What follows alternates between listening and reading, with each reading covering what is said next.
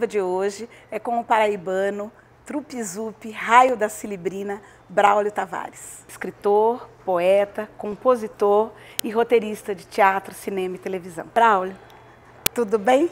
Tudo bem. Um prazer tê-lo aqui em nosso programa. Para mim, o prazer é estar de volta em Brasília, onde eu procuro vir sempre que posso. Que bom, uma honra para a gente. Braulio, você editou, publicou mais de 20 livros, onde você navega, né, com muita propriedade, desde a literatura de cordel, a literatura fantástica, de Freud a Edgar Allan Poe. Como é isso? Como é essa diversidade? Como é que você consegue? Eu sou um batalhador da literatura, mas da literatura meio escondida, aquela literatura que parece esquecida por muita gente, não é a literatura de best-sellers, e tenho me dedicado nos últimos 20 anos a pesquisar a literatura fantástica estrangeira e brasileira. Então, na verdade, esses escritores todos que parecem não ter uma relação muito grande entre si, são escritores que exploraram a mente humana, os estados alucinatórios, os estados diferentes, estados alterados de consciência da mente humana, e fizeram isso através de histórias, como as histórias do Edgar Allan Poe, que ainda hoje são tema para o cimento do autor. Você está lançando agora um novo livro sobre ele, não é? Fala um pouco para a gente sobre esse livro. Edgar Allan Poe, ele nasceu em 1809, então em 2009 se comemorou no mundo inteiro o segundo centenário de nascimento dele. E eu tinha a intenção de fazer um livro comemorativo aqui no Brasil, uma antologia de contos traduzidos por mim.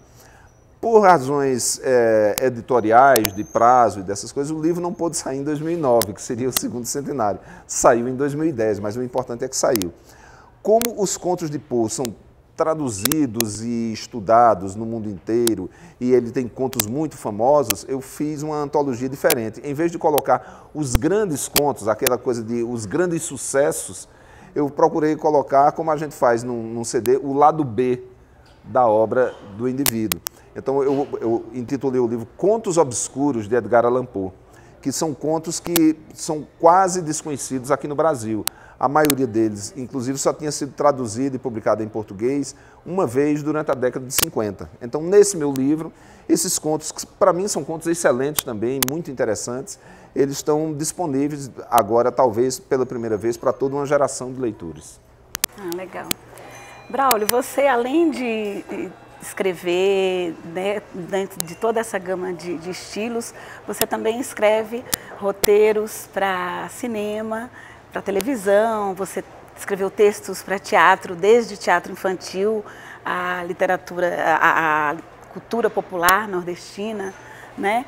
Fala um pouco, foi esse início, esse movimento de teatro que iniciou e que te levou para a televisão e para o cinema? Como é que foi isso? Não, talvez tenha sido. Na verdade, eu sempre me interessei mais por cinema do que por televisão e teatro. Eu fui cineclubista, eu estudei cinema em Belo Horizonte durante 2 anos, eu fui crítico de cinema durante muitos anos, sou crítico de cinema ainda hoje, então o meu interesse maior é por cinema. Agora eu tenho amigos que fazem teatro, aí dizem, vem escrever um texto para mim.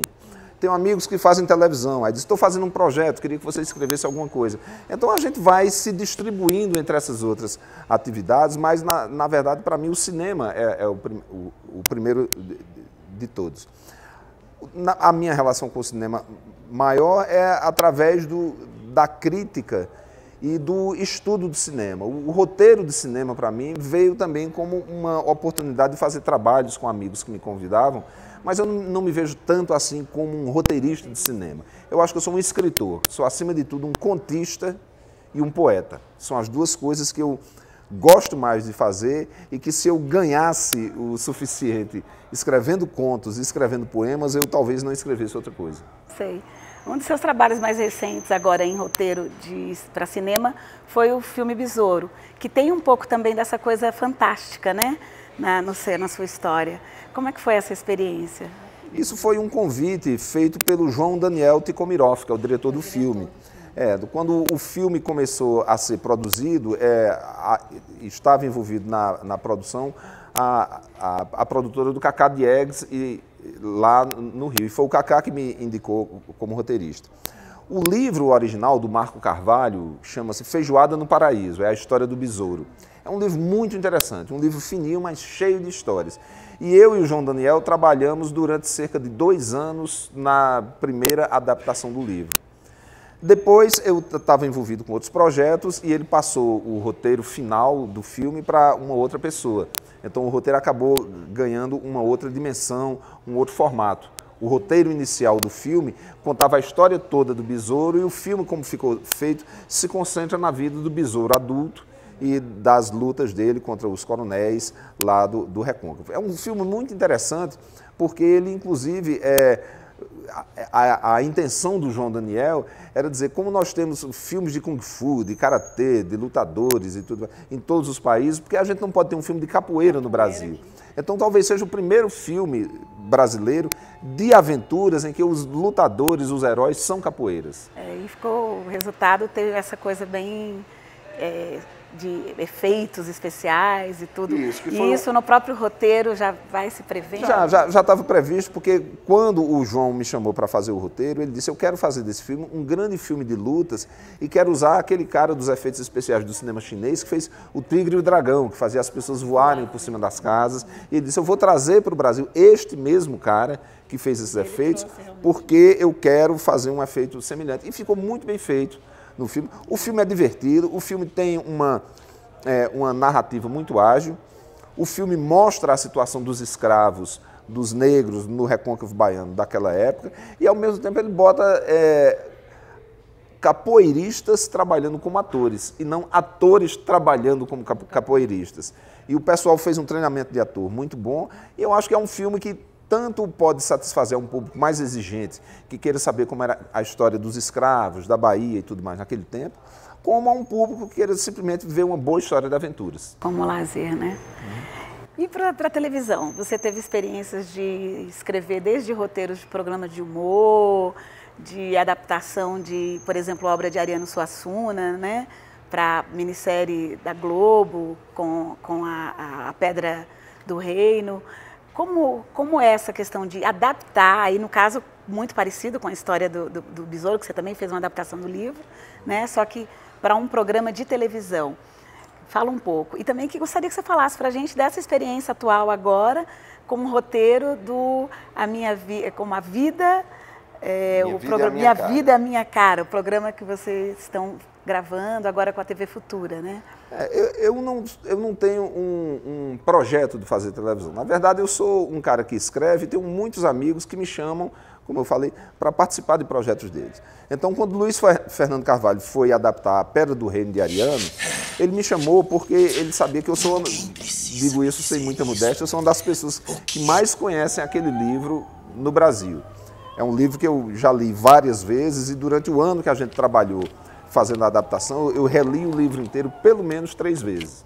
E eu pesquisei profundamente o livro, conheço bem o livro, e eu trabalhei mais nessa parte de tentar trazer para a minissérie os conteúdos da história original de Ariano. As minhas outras experiências, eu já trabalhei em programas como Globo Ciência, que para mim é um programa importantíssimo para trazer temas científicos para serem discutidos pelos jovens, pelos estudantes em geral. Trabalhei no Brasil Legal da Regina Casé, um programa importantíssimo também. Porque ali envolvia um pouco de dramaturgia, um pouco de humor e envolvia um pouco de pesquisa também do Brasil. Então, durante um ano, a gente viajava com o programa pelo Brasil, entrevistando gente no norte, no sul, no centro-oeste, em todos os lugares e tal. E isso envolvia uma pesquisa de cultura brasileira muito grande por parte de nós da equipe. Então, cada programa de TV que você faz, ele é enriquecedor de uma maneira diferente dos outros.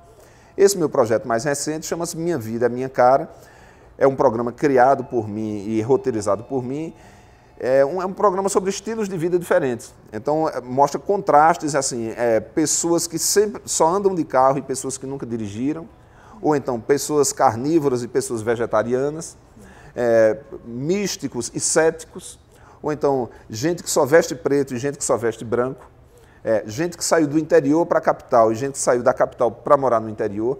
Então, cada programa faz uma polaridade dessa, entrevista cerca de 6 ou 7 pessoas, cada uma justificando o seu estilo de vida, e no final a gente conclui que cada pessoa vive, na verdade, como prefere viver. A minha vida é a minha cara. E sempre trabalhando com uma pessoa individual e também com grupos, né? Isso foi um outro programa, a pessoa e o grupo. Então, pessoas que trabalham sozinhas, como, por exemplo, o Amir Klink, que é navegador, o Yamandu Costa, que é músico, e pessoas que só trabalham em grupo, como o grupo Boca Livre, que está junto há mais de 30 anos, a equipe brasileira de nado sincronizado, que são 7 ou 8 meninas que treinam e nadam juntas a vida inteira, não fazem outra coisa senão treinar juntas. Então a gente estabelece esses contrastes. Tem um programa também que é palco e bastidores. As pessoas cuja vida se dá no palco e estão felizes assim, e as pessoas que trabalham nos bastidores do show e estão felizes do mesmo jeito. Bacana. Vamos dar um breve intervalo e a gente volta já? Gente, daqui a pouco a gente volta com a exclusiva com Braulio Tavares.